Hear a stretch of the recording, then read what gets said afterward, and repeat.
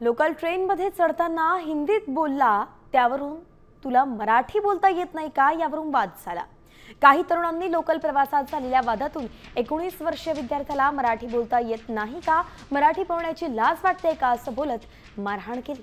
डोंबिवली ते ठाणे दरम्यान ही घटना घडली आहे आणि या मारहाणीमुळेच हा विद्यार्थी मानसिक तणावात होता। याच तणावातून या विद्यार्थ्यानं कल्याणमध्ये आपल्या राहत्या घरी गळफास घेऊन आयुष्य संपवलं। अर्णव खैरे असं या मयत विद्यार्थ्याचं नाव आहे आणि या प्रकरणी कोलशेवाडी पोलीस ठाण्यात अर्णवचे वडील जितेंद्र यांनी जबाब नोंदवलाय। पोलीस या प्रकरणी आता तपास करतायत। भाषिक व्यक्तीला त्याने त्याचा प्रेशर येत होता, त्याच्यावर ट्रेनमध्ये जशी धक्काबुक्की लागते ना, तसं धक्का लागत होता म्हणून त्याला तो हिंदीतून म्हणाला की भाई थोड़ा आप मेरे पे प्रेशर आ रहा है, थोड़ा आप आगे धक्का दो।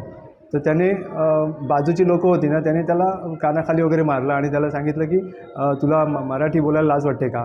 तो म्हणतो अरे मी मराठीच आहे। तो म्हणतो नाही मराठी असेल तर तुला मराठी बोलायला लाज वाटते का? त्याला मारहाण केली। सरकारच्या नियमानुसार जे काय त्यांना काय करायचं असेल ते शिक्षा जे काय असेल ते त्यांनी करावं।